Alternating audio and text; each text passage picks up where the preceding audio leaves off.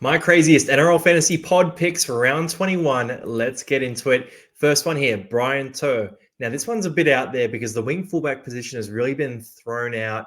Thrown a few curveballs. It's a bit different. No Latrell Mitchell, no Dylan Edwards right now as well. You got Tedesco at a very high price. Joey Manu's out right now. It's a bit of a tricky spot to fill. So a guy like Brian Toe, while he might not have been on your radar previously, is a really interesting option for the run home. Now, I'm looking at Brian Toe, and I think the Panthers have a really good run of fixtures. We've got Cleary back, and they're looking like they're going to go on a bit of a tear here. So who's going to score all those tries for them? Brian Toe is a great proponent to score those tries. Could be an option you look at. He's a B grade for me because the upside is there week to week, but overall, I don't think he's going to be that top averaging wing fullback. So 732K, it's pretty expensive for that 50 average. Next up, Zach Hosking, and this one's really out there. It's a C minus because it's very risky. But with Zach Hosking, 642K, it's a good price. 50.3 is a good average. When he gets the minutes, he scores massive. The issue is that he's playing off the bench right now. So playing off the bench, the minutes are limited to 50 to 60 minutes.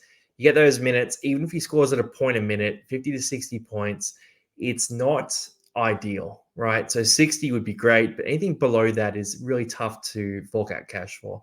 So Zach Hosking, he's one I'm eyeing off. And if you really back the talent, you think he's going to get back into the starting side, you could take this gamble and get on him. Otherwise, there are definitely safer options. Third guy here, Dylan Brown. This one's a bit safer than the other two. So Dylan averages about 60 points when he plays without Moses. Basically, Brown takes over a lot of the kicking, still does all the running, gets a few more attacking stats, and does a bit more work in general. So Dylan Brown, you got 610K.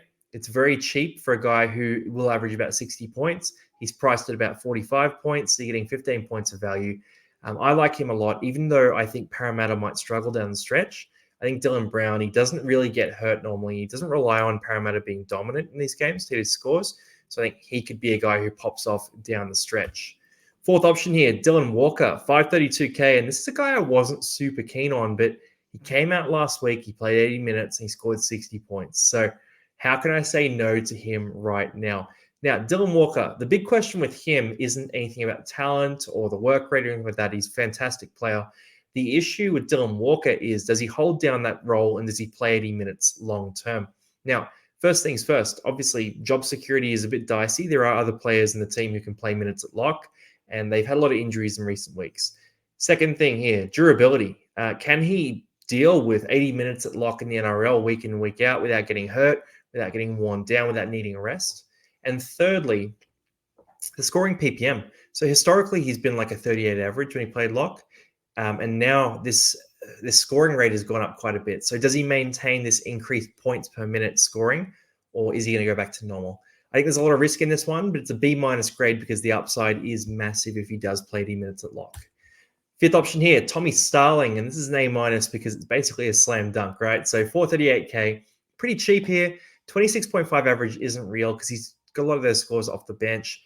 He's more like a 55 average when he starts in the hooker role and plays 70 minutes. So I'm looking at him at that price. I'm thinking 55 average. He's a great scorer. He makes a ton of tackles. He has attacking upside. The only risk here is if he loses that starting spot and Danny Levi comes back in. That is the only risk. And Ricky Stewart does like making a squad change. So it could happen.